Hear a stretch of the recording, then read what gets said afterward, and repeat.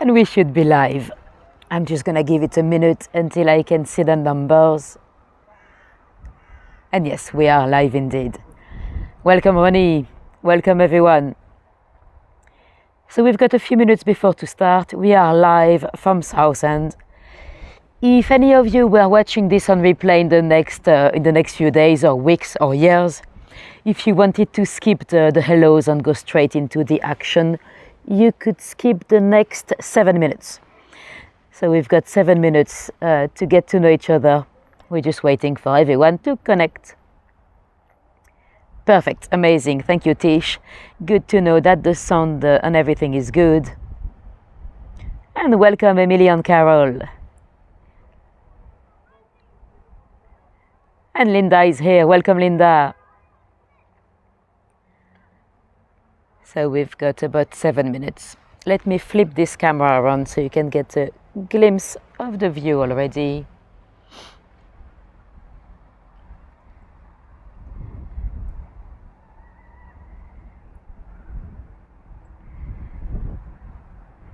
The sun is not as strong as it was earlier. It's a bit windy, but we're very lucky we've got no rain. That's lucky this day, because we keep having a lot of rain. Hi Mitzi. And hello again Michelle. Hi again Catherine. I know I saw you in the chat, but I'm saying hi in live this time. Let me show you the sea. Well, the sea. Technically it's part of the estuary, but it is Southend-on-Sea, so I guess you can call it the sea. Welcome everyone just joining. So we've got a few minutes, we're just waiting for everyone to connect. Let me know in the chat if you happen to be completely new to me. If you are, you're very welcome. Let us know where you're connecting from.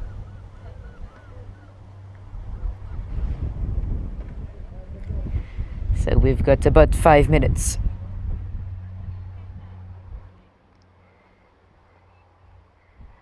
Hi Nikki, nice to see you here.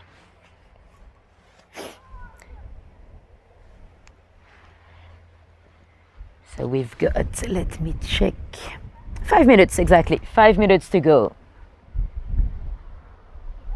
It is nearly 8 p.m. UK time. Your beach fix for today, nice. Yeah, it's the closest, the closest beach from London, really. And bonjour, Nathalie.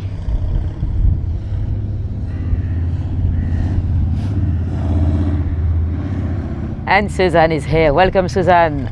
Nice to see you here. So we've got about 4 minutes to go. We're just waiting for everyone to connect.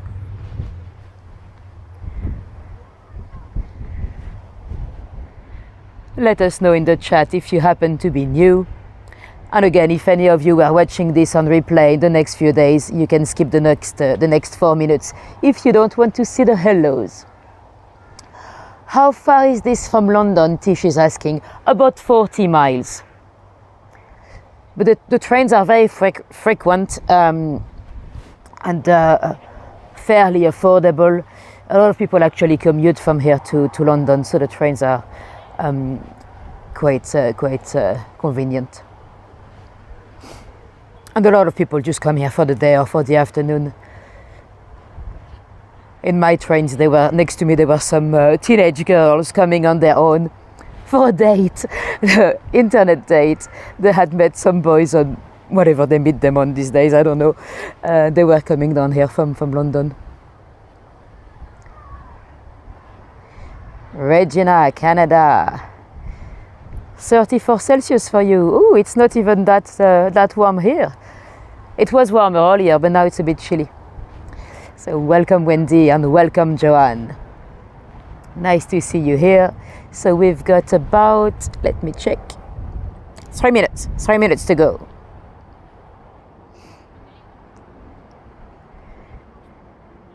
Do we have any newbies? Let us know in the chat if you happen to be completely new to my lives. It's always nice to see some new faces. Or new names, because I don't really see your faces. Don't want anyone to get worried and be like, oh, can she see me? Can she see me? I'm on the toilet. Oh no, I don't see you, I don't hear you, but I can see your names. What's the temperature? I don't actually know. It's probably not very cold, but it's a bit windy, so it feels a bit cold. It was very warm earlier. It was about 22 degrees this afternoon. Celsius. And Sarah is here. Nice to see you, Sarah.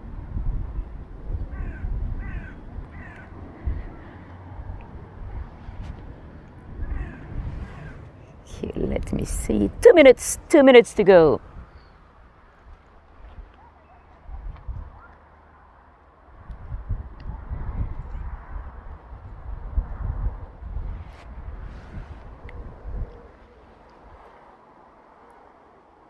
How did I know that you were on the toilet? I didn't, I know now. It's always nice to keep you company in the toilet. Oh, Yunnan was from Colchester. Nice. Roman town. I've been there. So not far, not far. And Tariq is here. Welcome, Tariq, on the Bears. So we've got 1 minute to go, I think.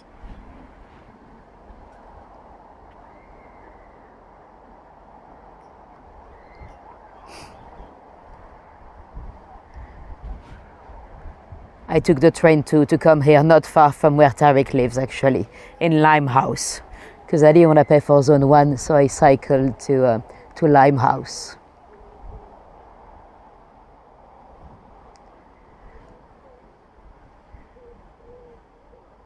Hi Linda, welcome, nice to see you along. And let me check the time.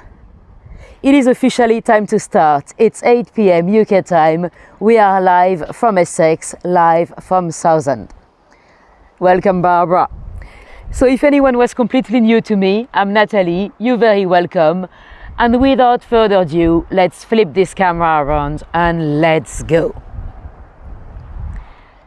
So if anyone was completely new, I'm live and I'll tell you a few dark tales from this area as we walk.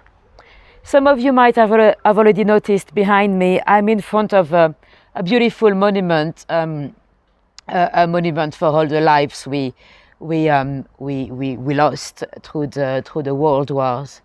Let me show you. There's a little, a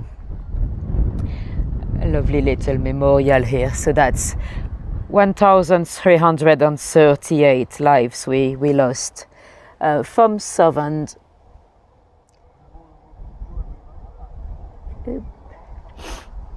So for those of you that don't know, Southend is not too far from London, about 40 miles, about just an hour on the train, really. Well, from East London, and we are on the seaside, or on the Thames estuary, I should say, really. Let me show you the beautiful statue, and then we'll make a move.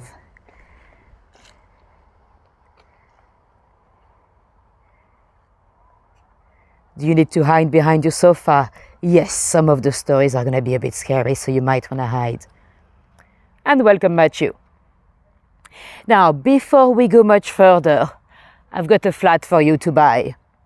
Now, let me show you across the street here. So beautiful view. You've got a sea view. When the tide is in, because when the tide is out, it can be quite far out in Southend. Let me show you. This is the flat to buy. So that's a 2-bedroom flat. How much would you think it would cost you to have a 2-bedroom flat with this lovely view in this beautiful building? How much would you spend? 2-bedroom flat to buy. It is a leasehold, I think, if I remember right. So how much do you think it cost in Southend? You'll see it's a little bit cheaper than Bognor, where we were last month, also on the seaside. So I'll show you the photos. So again, 2 bedrooms to buy. How much would you spend? Tariq says 800k, it's a little bit less.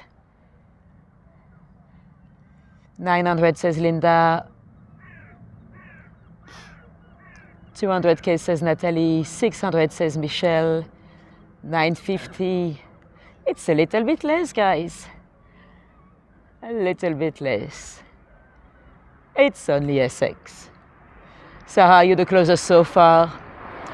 Ronnie, it's a little bit less. Oh, Michelle, actually, you might even be even closer. I didn't see yours. Yeah, Michelle, you're quite close.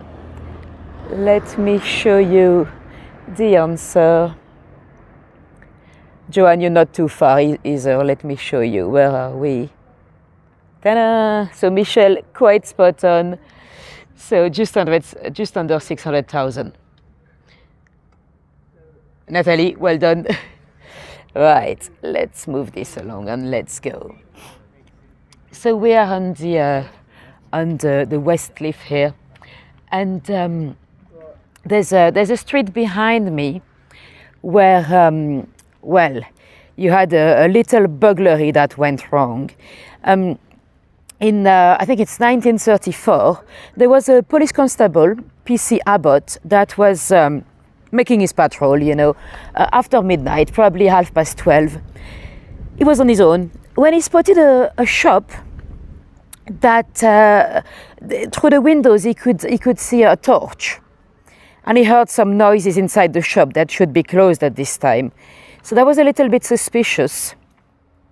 Linda says it's a bit too cheap. What's wrong with it? Well, it's a leasehold, so we don't know how many years left on the lease. Sometimes that's why when it's a bit too cheap. But I'll show you one even much cheaper in a moment. So PC Abbott is walking around. He sees a torch in a shop that's very suspicious. So he went around the back, and he spotted a taxi that was waiting there. So he asked the taxi driver what he was doing there. The taxi driver said he was booked for a fare at 1 a.m. coming out of this address. So Nick, no, I don't think there'll be a garage. It would have said if there was a garage. They probably have parking on the street, but no garage. So he said he was booked for a fare. The police constable was like, you take me to the police station right now. Take me to West Cliff police station to get some reinforcement. So the taxi driver obeyed. He took the police officer to the station to get a few of his colleagues, and he came back. As they came back, the burglar came out. And of course he panicked, he had a gun. Police Constable PC Lawrence grabbed him, and he was trying to force the burglar into the taxi when the guy fired. Luckily, PC Lawrence was not really hurt. His jacket was damaged, but he was not hurt. The young man managed to run away though. The police officers used the taxi for an hour or so to roam around the area. And eventually they gave up. The guy was nowhere to be seen, and the taxi driver was sent home.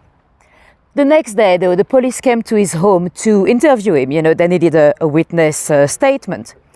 They knocked at his door. They got into his living room. PC Lawrence was there, the one that was attacked but not injured. And as they are interviewing him in his living room, PC Lawrence spots a portrait on the wall. That was the very same guy. That was the guy that fired the night before. And he was like, hold on, who's that? His name was Roy McIlroy. It turns up that the guy was an associate, a business partner of the taxi driver. So obviously they arrested the taxi driver, but Roy was nowhere to be seen. You can see the pier in the distance, longest pier in the world. Well, the longest leisure pier in the world, 1.33 miles. So that's like over 2 kilometers. So Roy was nowhere to be seen. But the same night, there was a couple living locally that heard, coming from their back garden, they heard, "I'm running away. Woof, woof, woof." Their dog was going crazy. Then they heard a gunshot. And they went out because they believed that someone had shot their dog. They came to the garden and the dog was fine, so they were like, okay. They went back to bed, but the dog kept barking all night. And eventually, when they woke up in the morning, they found out why the dog was barking. There was a young man there that had taken his own life. He was in a little alleyway in their back garden, and he had unalived himself. And that was Roy. That was Roy McIlroy. We still don't know why he did that. There was no mental illnesses in his family or in his history. Why did he do that? Why did he do that? We don't know. The only thing we can think of, really, is that maybe he believed that he had injured the police officer, and if he had indeed injured or killed the police officer with his revolver, he was doomed, you know. So that's the only thing we can think of. But a little mystery, really. Anyway, let's go and see Queen Victoria. So this statue was commissioned for Queen Victoria's Jubilee, Diamond Jubilee, 1897. Originally, though, she was not here. She was a bit closer to the pier, but they had to move her eventually because people were mocking her. As you can see, she's pointing with a finger. She used to be pointing right towards a public toilet, a gentleman's urinals. So that's why they had to move her eventually, because for 60 years everyone was mocking her. And they flipped her around. She's now pointing towards the sea. Now, some of you might know that I like checking Google reviews, especially for silly items like, oh, look, we've got, hey, breakfast. Hey. It's not even the season yet, it's meant to be September. Look. I'll keep them for later. So yeah, I like to check Google reviews. Let me show you what I found, because they're quite interesting. Who takes the time anyway to review a statue? There's another one, hold on. Oops. Some of them are just comedy gold. We stood there for 20 minutes and she didn't move once. So that's like if she was a statue character like you get in Covent Garden and stuff. And the other one, 3 stars. That's no good for a statue, 3 stars. It is a statue. It didn't say hello or anything. I was just walking my dog. So yeah, it earns a statue. Marble, I guess. I'm pretty old, like the Queen Empress, the Queen Empress herself. That is about it. Enjoy.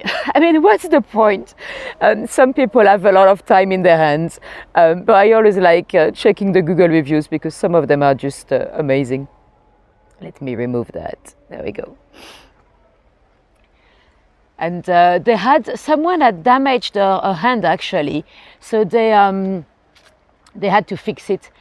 You can see that the arm looks a bit. Well, I don't know if you can see on camera, but live we can see it's not exactly the same color. I think she had a good clean a couple of, 6 years ago now. Yeah. Anyway, of course we are by the sea, so we've always had a bit of a problem with smugglers.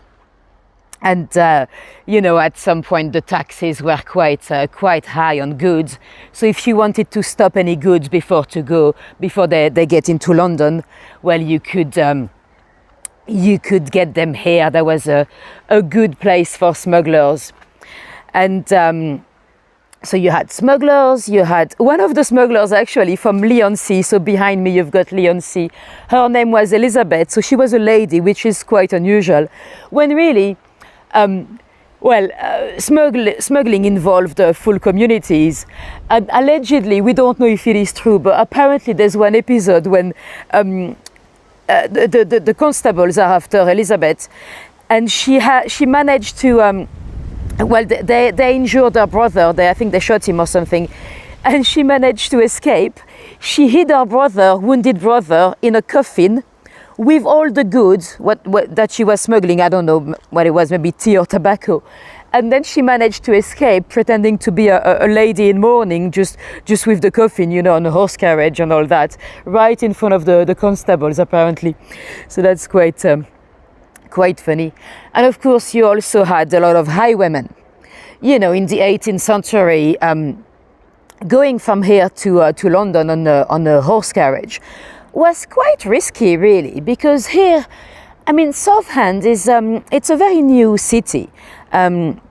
We are talking about there's a little plaque here. We're talking, I think it's in the 1890s that the city was created, or the town at the time. It's not been a city for that long. Before that, it was a little collection of villages, and the highwaymen, they were thriving around here because there were a lot of places to hide and a lot of roads. And you know, people used to carry their jewelry and their money with them because it was only the beginning of banking. Now, the most famous of highwaymen, it's Dick Turpin. Dick Turpin is more associated with York, but actually is from around here. He was the head of a gang here, the Essex gang. He started as a butcher. He was first selling the meat that was stolen, you know, poached animals. By the way, the last people being hanged for poaching sheep or cows, it was actually here in Southend in 1820. Two gentlemen were hanged for that crime. That was the last one, Thomas Fairhead and his friend Henry. After that, they started to reduce the death penalty to less important crimes. You can see here there's a little artificial, like a natural swimming pool. They have a little way to keep the water when the tide goes out, so the kids can go swimming anyway. We'll go and see it a bit closer in a moment. Anyway, the highwayman that is the most associated with this area, it's not actually Dick Turpin. It's a gentleman that we believe is called Gilbert Crackod. He was Gilbert at that time. He worked in finance in London, but at night he was known as Jerry Cutter Lynch. So he was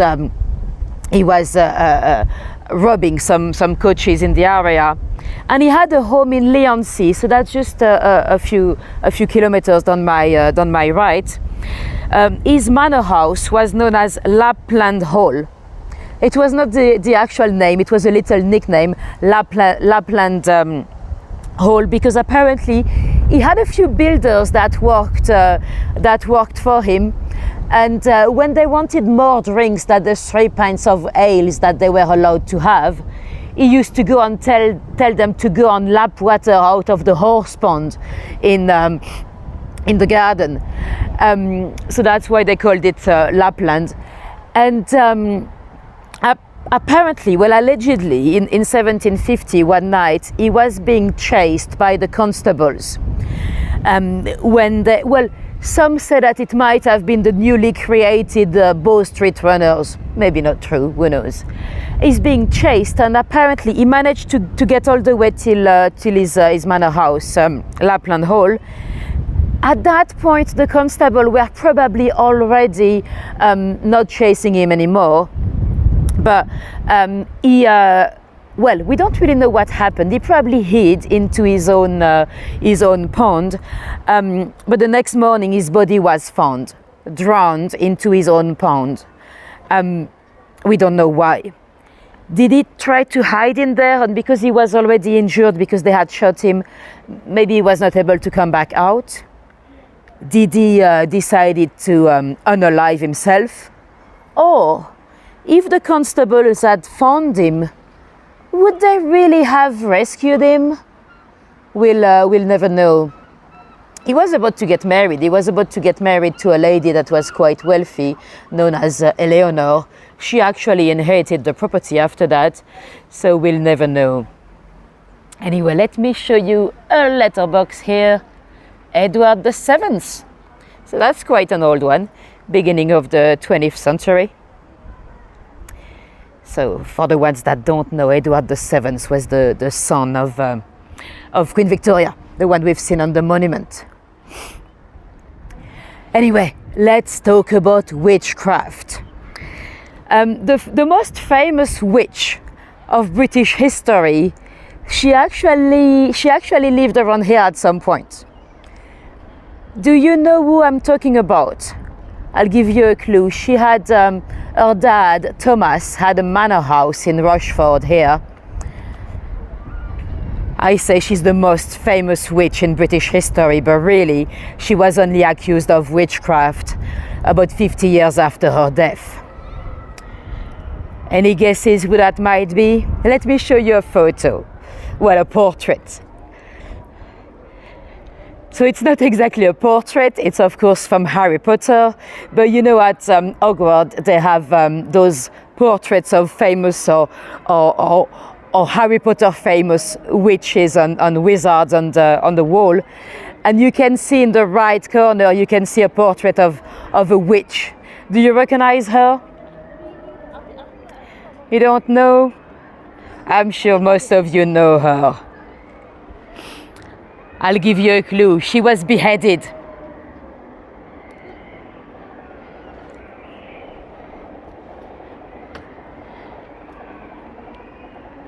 No? Well, it's Anne Boleyn, of course. Her dad, Thomas Boleyn, had Rochford Hall, a manor house not too far.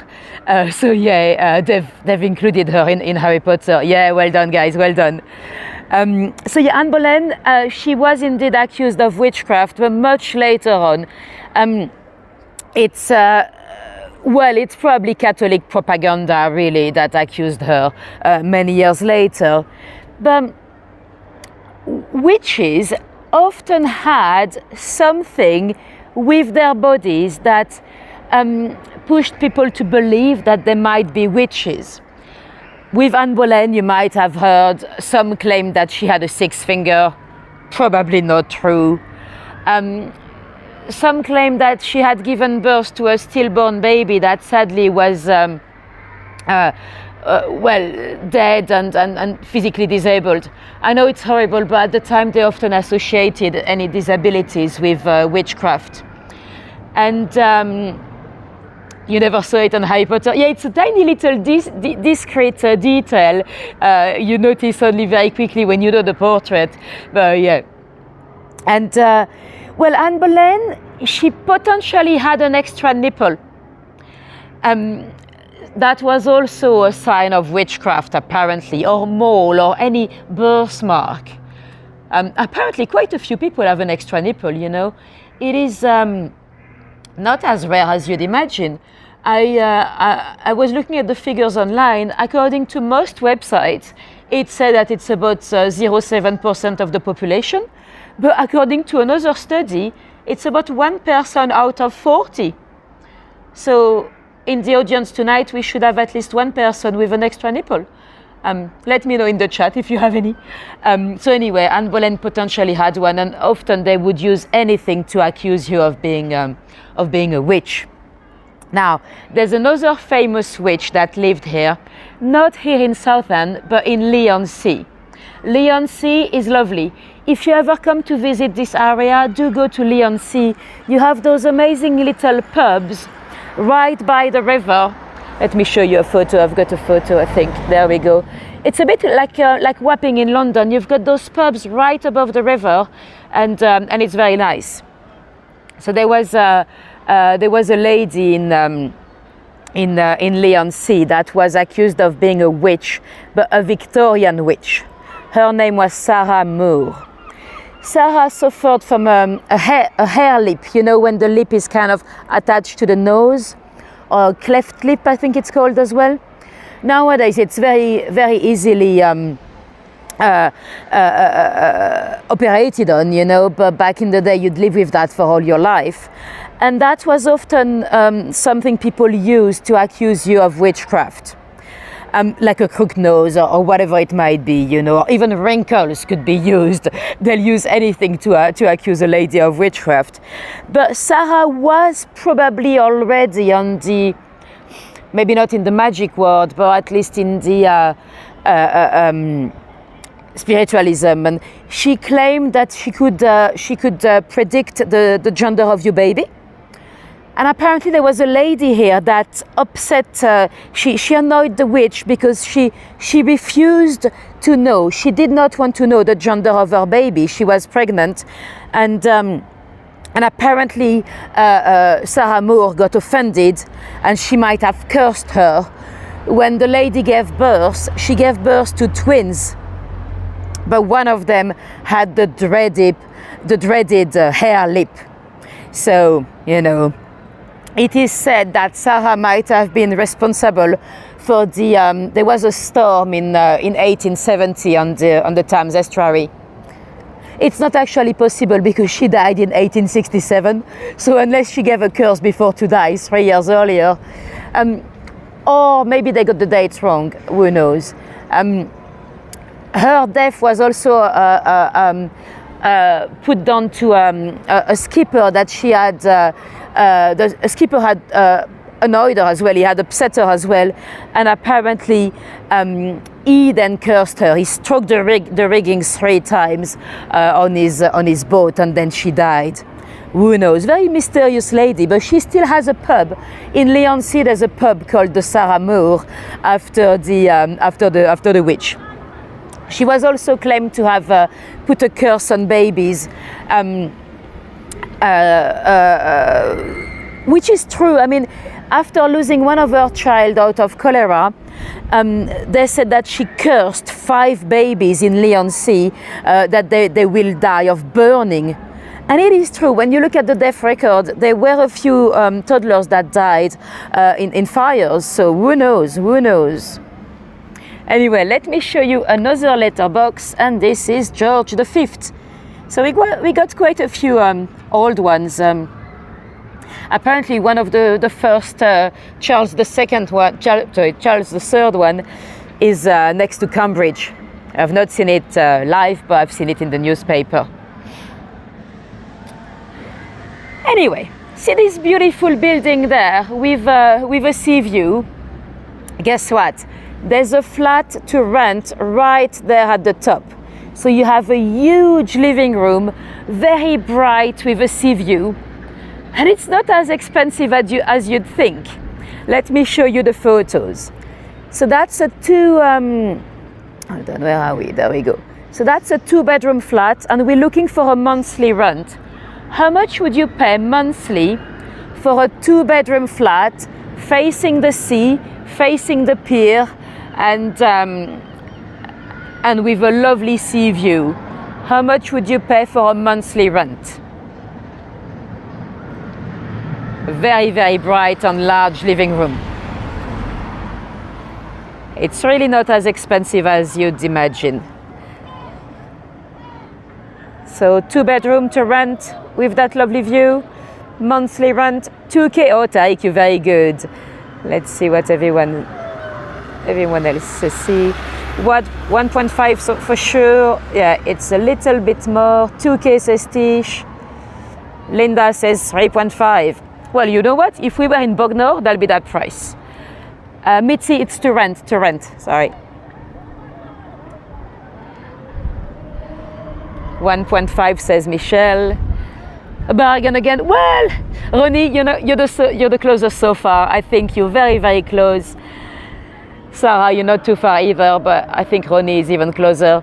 Let me show you the answer. Where are we? Ta-da! So it's not that much out of, for such a huge living room, not that much. 2.3. Okay. Cool. Let me show you a little bit of the high street. Not gonna go too far down the high street because it's actually quite a classic high street. There's nothing, well, it's a nice high street, but they all look fairly similar.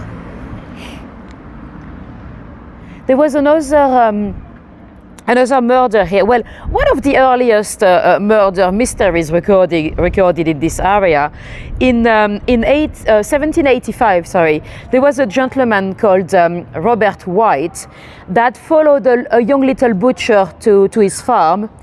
He then hid behind a tree, and he attacked him with a hedge tack. The young man died. The guy was caught. He was never giving any motives at the inquiry. We don't know. We have no idea why he committed such an act. He was hanged, of course. In the 18th century, you'd definitely be hanged for murder. And his body was dissected. He was given to the anatomist. At the time, the only bodies given to dissections were the bodies from the criminals. That's why we had so many issues with body snatchers. And he had been hanged at the newly opened prison in Chelmsford.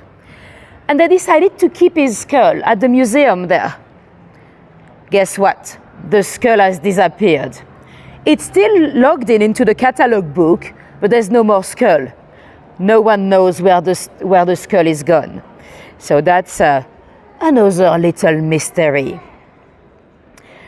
Anyway, so that's the high street for you. Let's turn around because we want to go and see dead people. Let's head into a graveyard. So that's the Royal Shopping Centre here. I've not even been into the shopping centre yet. And in Lee there was another tragedy. Very, very sad. 1886, I think it was. There was a family called the Morrels. The daddy, James, was a boatman. He had 2 sons, a couple of daughters, I think. There were quite a few Morrels in the family in Lee. The sons were William, 13 years old, and Frederick, 10 years old. James' sister, Auntie Morrel, decided to give the boys a gift. She always did. She always brought them some few pennies and gifts. She had an interesting choice of a gift. She gave them 2 large knives. I know, today we'll find it completely out of order, but at the time, the boys loved their knives very much. It was the type of long knives that sailors would use on ships, to cut the ropes and everything.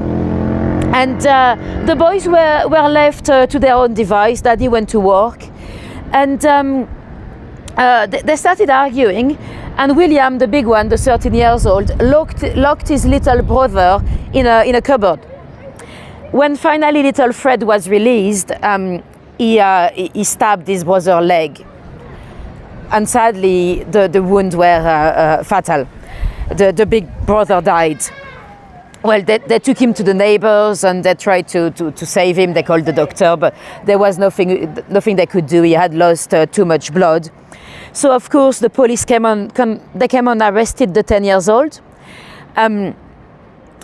with his grandfather. So they took him to the police station. There were a lot of evidence, and the neighbors had heard the story, and he said he would never do it again. He was 10 years old though. Of course, he was tried for manslaughter. There were a lot of experts coming at the trial, because most experts would agree that before the age of 7, you cannot be considered responsible of your actions. It's too young. After the age of 14, you definitely are responsible. But in between 7 and 14, it's apparently a grey area. It depends on the experts. Eventually, though, they decided that he just could not imagine the consequences. Eventually, they dropped the charges.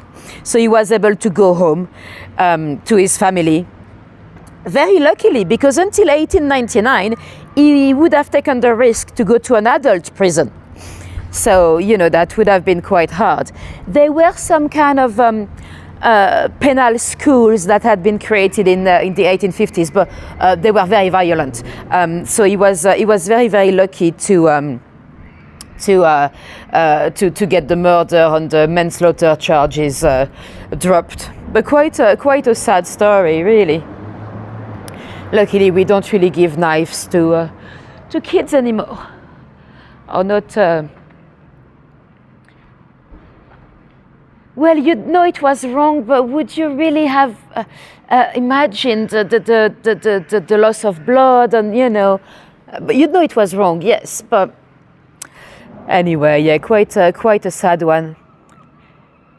And this is St. John's Church, 1842, I think it was, and it's got a lovely little graveyard. Now, there's a lady buried in the graveyard. Sadly, I've not been able to locate her grave. I don't know if it's that she doesn't have a monument, or if I didn't have time to look at every single one of them, to be honest. Her name is Florence Dennis. Now, it's a case that we might have mentioned before. If you remember, when we went to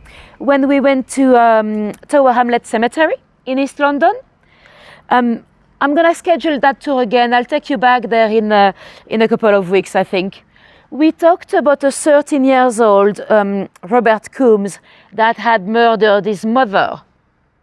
Well, I might have told you that Coombs had already once escaped from his family to come all the way to Southend to witness, not all the way here, but to come to Chelmsford, I think, to witness a trial at the Assizes there. Well, he went to see the trial of John Canham Reid, a bigamist and liar. That's a nice headstone. I'm guessing that was a sailor. So yeah, the Canham Reid case it's an interesting one, really. John, well, his actual name was James, but he was known as John Canham Reid. He had a few names and he had a few girlfriends. Now, he had actually 4 ladies at the same time. Let me show you his photo, because I don't think he's that attractive, but there he is. He had a wife in Stepney with whom he had 8 kids. He had another wife in Mitcham, under a different name, so the ladies had no idea about one another. And he used, so he had a double life, but he used a fictionary friend in Cambridge, and he was always pretending that he'd go to help that friend doing this or that. Was he rich? Well, no, not particularly. And I think when you have so many wives and kids to feed, you probably don't have much money. So he was definitely a bigamist, and so he had his wife Beatrix in I think that's the one from Mitcham, and he had this imaginary friend in Cambridge, Walter Palmer, and whenever he had to go to his second wife, he would just tell his wife that he was going to go and help Walter Palmer in Cambridge. And he had another girlfriend here, Bertha. Bertha knew she was a mistress, and he had a child with Bertha. Now, he actually met Bertha's little sister, Florence. And that's why Bertha left him, because he started an affair with her 18-year-old sister. And Florence also fell pregnant. And he was being very careful when being in touch with Florence. He would send her telegrams telling her where to meet, but he wouldn't sign them or anything like that. And she was asking him what to do with her problem, the baby.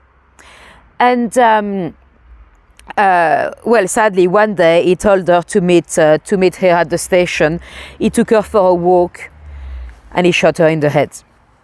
Her body was found the next day, and the police was very quickly suspicious with him, because according to Bertha, the sister, his ex, it could only be him. The police struggled to locate him, because he was then, what he did is he actually he missed his train, so he didn't want to go to the ticket office to buy a new one. because he didn't want to be seen at the ticket office. So he actually walked all night, all the way back to London. But he had to stop to ask directions, and he actually asked direction to a police officer. So he walked all the way. Then he went to his job in the morning at the docks. He worked as a cashier in the docks in London.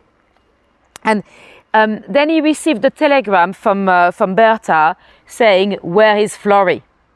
He replied, "I don't know. I've not seen her in 18 months." Which is clearly a big fat lie, because she was 8 months pregnant. And by the way, one of those little homes was for rent 1,200 a month. Don't remember which one.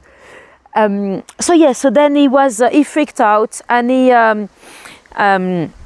he decided to run away. He stole 160 pounds from his employer at the docks, and he ran away to his other wife in Mitcham, South London. But then the police was into him, and they actually followed his brother, because they knew the brother would know.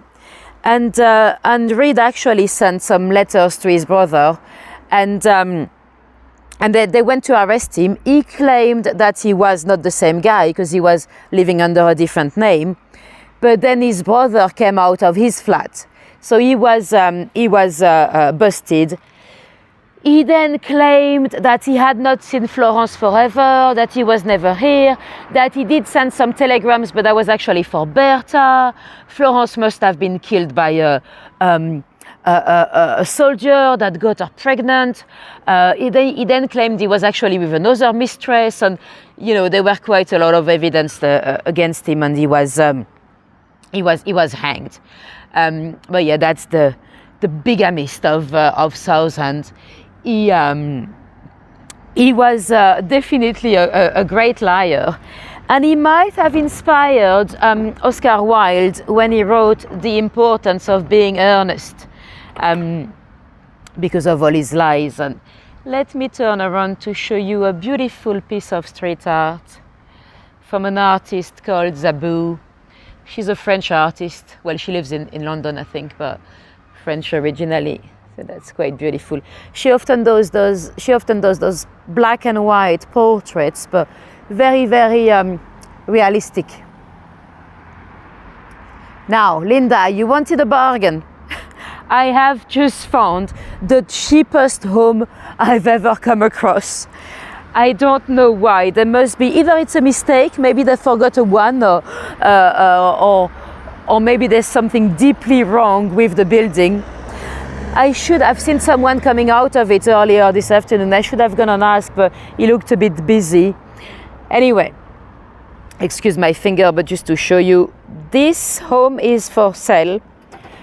I am guessing it's not the full building, because clearly you've got 3 floors when it's only a 2-bedroom maisonette out of 2 floors.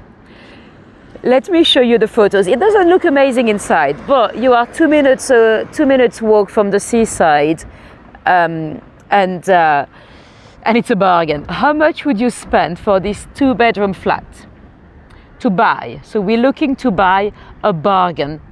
It doesn't say that it's a leasehold. If it was a leasehold and you didn't have many years on the lease, it would make sense, but it doesn't say.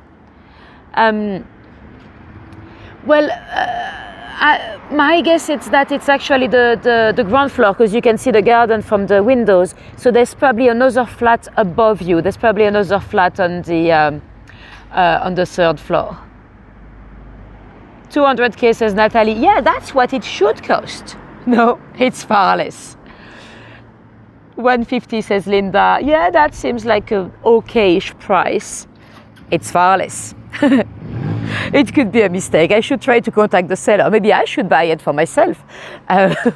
Not sure I want to live in Southend. Yeah, Dawn, you're so good. You guys are really good at this. Dawn, you're definitely the closest so far. Let me show you the answer. £90,000. Now, I don't have that money quite yet, but that's something that is affordable. One might be able to buy that one day. So yeah, I don't know. I suspect maybe they forgot a 1 before the 9. I don't know. It seems very cheap, but who knows? Anyway, let me get those pictures away. Now, there was another double tragedy in a street a little bit further. I think it's called Honeyton Road. It's behind those streets there. And let me show you. I've got a little illustration of the police news. It's, I think, 1901. Well, it should say on the newspaper. Very beginning of the 18th century. There was a lady called Janie Tate. She came to live here with her relatives. She went out to buy some shrimps. And let me remove that. So she went out to buy some shrimps, and as she came back, there was a gentleman in front of her lodgings. Oh, you have a flat in Edinburgh that accidentally went up for 40k last week. In Edinburgh, ooh, I'll buy that. Then I can rent it for the comedy festival. But yes, it's potentially an accident. That seems a bit too cheap. So anyway, she's going to buy some shrimps. She comes back. There's a gentleman with a revolver in front of the apartment. He shot her in the middle of the street, in the middle of the afternoon. She was shot twice in the head. And there were a lot of witnesses. So they all ran after the man. He faced the gun on himself and he didn't fire. He actually ran. And he ran quite fast. People got out of their cars. They jumped out of their bicycles. And he ran towards the Gulf down there into a couple of ditches up and down, and eventually there were like 30 men behind him. He was in a ditch, and he fired the gun against himself. Now, the tragedy behind the murder story was revealed by some friends of Jeannie. She had. They used to live in East London. It was actually her husband. And they had 2 boys, 7 and 3 years old. And her husband actually went to prison because he physically abused her. He was not in prison for very long. You know, at the time you wouldn't get too long for this type of offences. So while George, his name was George Fraser, while he was in prison, Jenny actually, sold all the furnitures, moved out, and she gave the boys to the Barnardo's children charity. For the ones that don't know, Dr. Barnardo's was a guy helping poor kids in East London. We'll talk about him again. I'm going to redo the tour in Tower Hamlet Cemetery. So I'll tell you about Thomas Barnardo again. So Dr. Barnardo put the boys in a home for boys in Jersey, the Channel Island. And I've got a photo, I think, of their orphanage. They were actually fairly lucky to be with the Barnardo's charity, because on Jersey Island, there was another orphanage that was created the same year in 1901, the Sacré-Cœur, a Catholic organization. Well, horrible place. The Sacré-Cœur was actually investigated not that long ago, 20 years ago, because they found human remains. So they imagined that there might have been some murders and stuff. Actually, the remains were not linked to anything, but as they investigated that orphanage, they found a lot of abuse. Horrible stuff. Not the type of stuff I can tell you on YouTube, but horrible, horrible stuff. So they were actually fairly lucky to be with Barnardo's. Talking about Jersey, I might, I probably shouldn't tell you, I don't want to get you too excited, but I might take you to another island about the same size in November. An island that had a penal colony for kids. I've not been there, but I'm hoping to be able to show you that. So yeah, spoiler alert. I shouldn't say too much because I don't know whether I'm definitely gonna be able to go. I'd love to take you to Jersey. I probably should do that from Brittany, though. It's probably much cheaper to go from Brittany than to go from the south coast here, because the ferries are probably cheaper from there.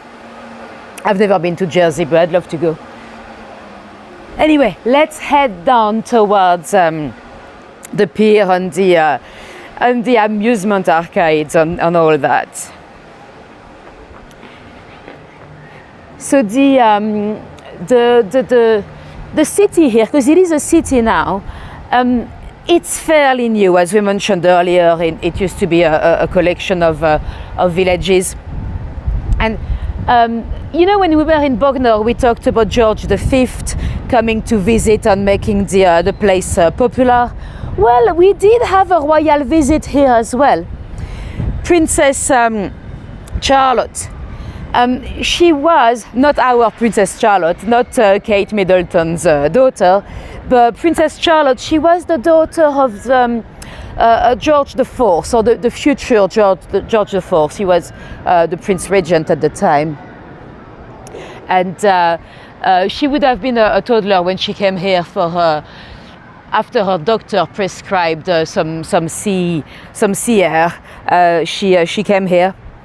Her mother, Queen Caroline, also came to visit in I think 1803.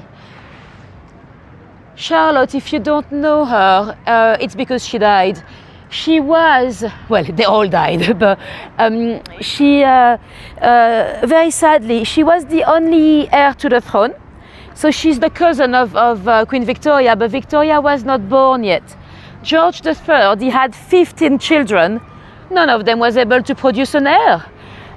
So Charlotte was the only one. The British public had great hopes. Lovely street out here. And she married. She got pregnant, but sadly at the time of giving birth, it didn't go down well. She lost her life, and so did the baby. And then her husband actually took his own life because he couldn't cope. That happened in Guildford. The building in which she died is now a school in Guildford. History class, actually. The very bedroom is a history classroom, which is quite interesting. And so yeah, she died, and that's when all the kids, all the George III kids were trying to marry very quickly and produce an heir, because otherwise they literally had no heir to the throne. So that's why there was so much pressure on little Victoria when she was a little princess, because she had no other cousins that could take the big job. So that's why she was overly protected, making sure that nothing would happen to her, because they didn't want to lose her like they had lost Princess Charlotte. Anyway, let's take a ride here, so I can show you a little place called Never Never Land, which I think is cute. Hello. Oh, by the way, earlier in that tree, let's see if they're still there. I had a friend. At first, I heard some noises, so I believed it was going to be a squirrel. No, I don't hear any. So I thought it was going to be a squirrel, so I looked up here, and it was a big rat, a big fat rat. Very cute, though. So they just popped their head out of the leaves here, and they were looking at me like ratatouille. Well, I did not give them any nuts, because I don't want to be feeding the rats, which is not fair, because if it was their cousins, the squirrels, I would have given them nuts. But yeah, big rats climbing the trees. Anyway, let's go down to the sea. I came to Southend 27th of July on a day out with a friend, and to check the signal also to see if I could do a tour. And to be honest, it was much quieter. There were a lot of establishments. I was like, when are they gonna open? You know, why are they not opened in June? I said July, 27th of June I came. Yeah, I got excited over a rat. He was cute, but you know, because usually they don't really stare at you for that long. But anyway, not. I don't mind rats. I don't like their tails. They look a bit disgusting and they're just touching everything dirty. But technically, they're still kind of cute. So yeah, I came here 27th of June and a lot of things were closed. And it's actually much more alive today. Probably because it's school holidays, of course. It wasn't quite yet. But I love this little castle. So this is called Neverland. Well, if you check the Google reviews, they're quite bad. A lot of people complain that it's taxpayer money being wasted. But I think it's nice. I think they used to have a light festival here called Neverland.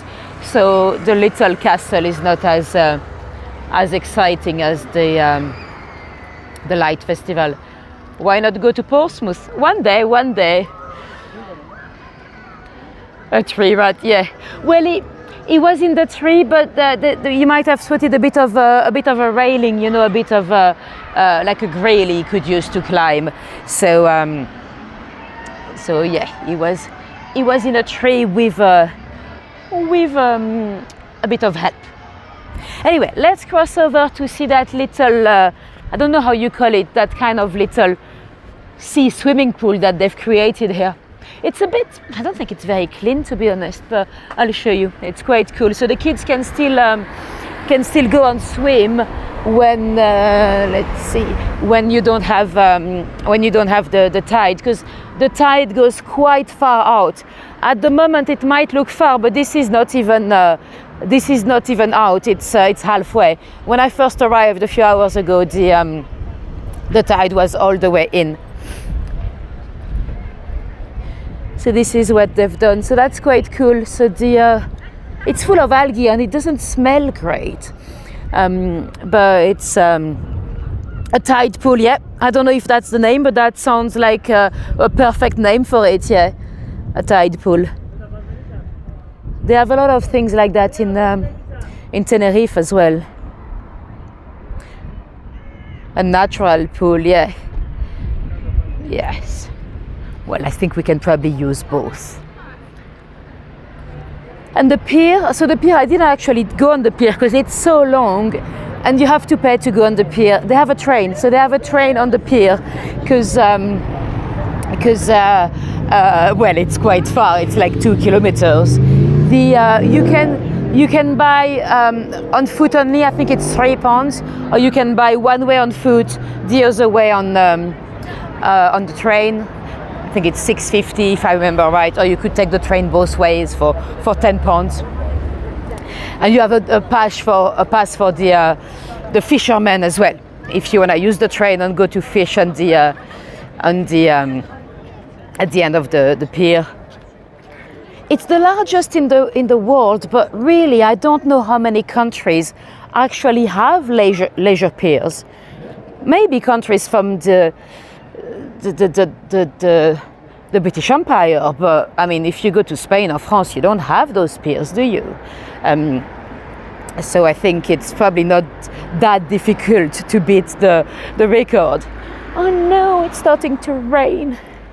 It's fine, it's only a few drops for now, so we should survive. Anyway, there was another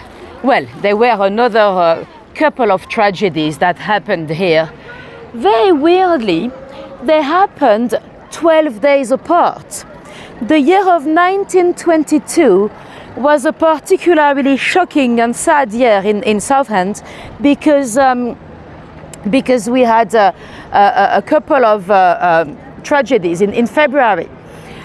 It was a particularly warm winter, so the month of February was warmer than expected, and a lot of couples from London would come and enjoy a weekend out or whatever it might be. And there was a couple that came. They stayed in a hotel a bit further down, straight ahead. They enjoyed their weekends. They looked like a married couple. Of course, the hotel never asked any question, but they behaved like a married couple. They spent a couple of days. They left. And an hour or so later, they came back and they kindly asked the manager if they could make use of the room again. For a few moments, they said. The manager was okay with it. He said, yes, sure, do what you need to do. You know, he didn't mind because they didn't clean the room yet, so why not? So they went back into their bedroom, when quickly after they heard shouting in the room. The lady was shouting, and of course they ran up to assist the couple. And to their horror, they found the gentleman. He was attacking his wife. His name was John Palmer. He had a razor in his hand, and he was cutting her face. He had cut her earlobe. The poor lady was screaming and trying to escape. She was much younger than him. Her name was Mary Baker, and they separated the couple, and the gentleman, John, made no effort to run away. And he said to them, when the police finally arrived, he said to them, don't worry, I've taken poison. And they could actually smell the smell of carbolic acid in the room. So luckily they were able to rescue the lady, and sadly John died. Now that's quite a sad story. We don't really know why he attacked his girlfriend. She was not his wife. He did have a wife in Walthamstow in East London. Well, they were, Bermondsey, it's the next one, Walthamstow. He had this young girl, and well, we know why he would have got depressed. Apparently, he was accused of stealing. He was working for the post office, and apparently they fired him. They accused him of stealing from the mail. And there's a letter to his brother in which he claimed that he was innocent, and that his reputation had been so tarnished that he could never recover, and that he had to take his own life, sadly. So that would explain why he took poison, but why did he attack his girlfriend? We'll never know. So very sad story. And 12 days later, in another hotel, so not the same hotel, but on the seaside here as well, another couple checked in. Again, they looked like a married couple, and the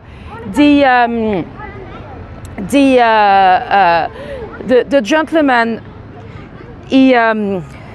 I feel like I've confused the name. Did I tell you his name was John? No, this one is John. The other one was George and Alice. So the second one is John and Mary. So George was John. John was from Walthamstow. He had a wife, but they had separated, and he had lost his mother, and he never really recovered. He had probably suffered from a big depression, and he probably had problems with alcohol as well. There were a few occasions on which he had disappeared, and he was found after a weird accident in hospital with memory loss. He couldn't explain why he was there and what happened. And sadly, he had two of those incidents, and sadly one of them left him with severe headaches. And his wife, so they had separated, but his wife was about to agree to live back with him. And he had a young friend, Mary Baker, much younger than him, and they didn't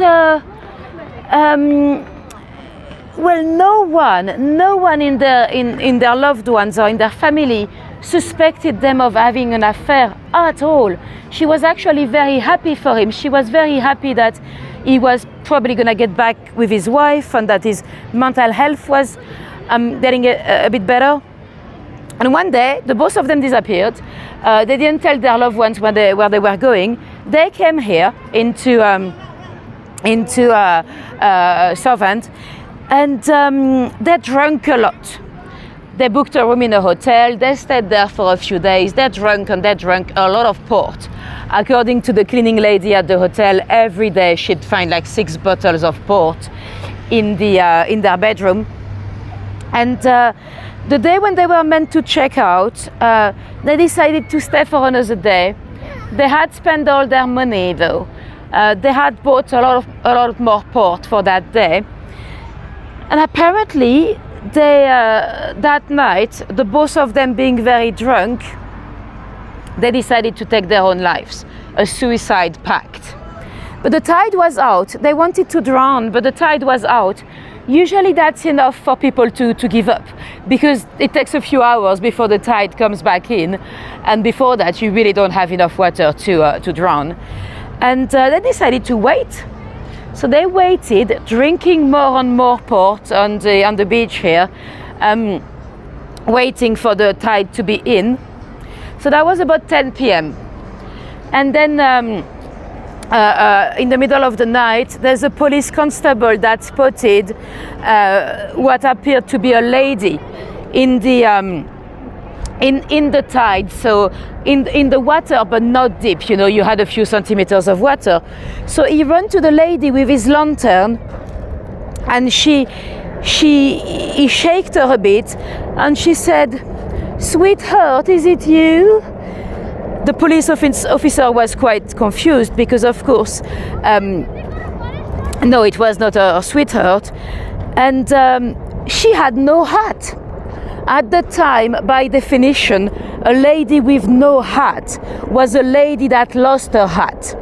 Like me, if you see me with no hat, I've lost my hat. So the police officer asked, "Where is your hat?" And she pointed towards a direction here in the wet sands. And as the police officer looked into that direction, he didn't spot a hat, but he spotted another body. That was John Palmer. Sadly, John was already dead. They tried to resuscitate him, but he was already dead. We have a helicopter there. It's not for me. So his tongue was blackened, so it looked like he had taken poison. And actually, the lady told the police officer, "Yeah, we've taken poison." John worked for Kodak, the film developing company. So they're toxic for humans, of course, for developing pictures. That's what they had taken. At the time, though, if you had this type of pact and one of you survived, they'll go down for murder. And that's exactly what happened to poor Mary. They managed to save her, but then she was trialed for murder. Because, you know, how can you prove that she didn't do it to him, that they decided to do it together? Well, although the poison clearly came from him because he was the one working for Kodak. So she was trialed, and they eventually decided to drop the charges. The judge asked her dad if he was going to be able to take care of her, if he believed she was going to be okay, and eventually she was freed. So luckily she could go and live a normal life after that. So that's another very sad story. There were also a few more sad stories around here, because there was a sect here called the Peculiar People from the 1850s. It was started by a guy called James Bonnyard, and they believed in the divine power of healing rather than medicines. So you had a lot of deaths and family drama because of that, because they didn't want to see a doctor. So that's quite sad. And there's one last little interesting case a gentleman that was caught here. Thank you very much, Linda. That's very much appreciated. There's a chap called Samuel Furnace. His crime was not here. It was in Camden, actually. I was planning to maybe tell you once we do a Dark Tales of Camden. But in Camden town, you have the Poppy's restaurant, you know, the famous fish and chips.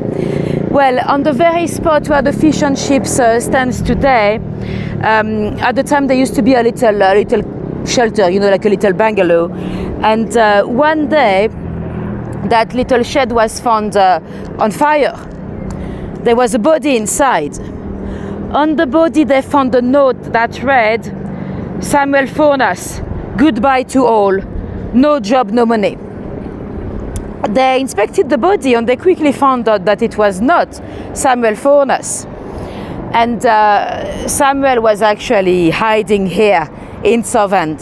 They placed an ad in the, an announcement on the BBC radio, which was quite rare at the time, but they gave a description of Furnace. He had been injured through the war, so he had a lot of scars and stuff like that, so he was easy to recognize. At the end, his brother actually snitched on him, so he was caught here in Southend, and he took his own life before to be able to be tried. He took poison as well. He died in agony in St Pancras Hospital in London. But yeah, that's where he escaped to, in beautiful Southend. And that's gonna be the end of the tour.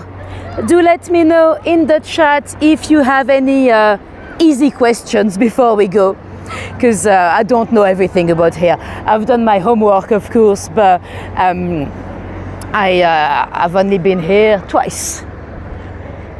Thank you very much for coming today. Let's go and see the slots machine. I don't know how they're gonna do with those slots machine in a few years, because it's fairly obvious that we'll soon get rid of the 1 and 2p coins, because there's nothing you can buy with 1p nowadays. So I don't think we'll have much of the red change in a few years. And most of those slot machines, they take the 2p coins. So I don't know what they're gonna do with them. Thank you, Tish. Do let me know if you have any questions before we go. If not, thank you for coming. Hopefully I'll see some of you. Oh, you can see. Hopefully I'll see some of you. Oh, I love the seagull. Next week we're heading to Regent Street. So that's a Monopoly tour. You know what, let me move out of here because there's music in the background, so I don't want to have a copyright strike. Anyway, let me show you my face again.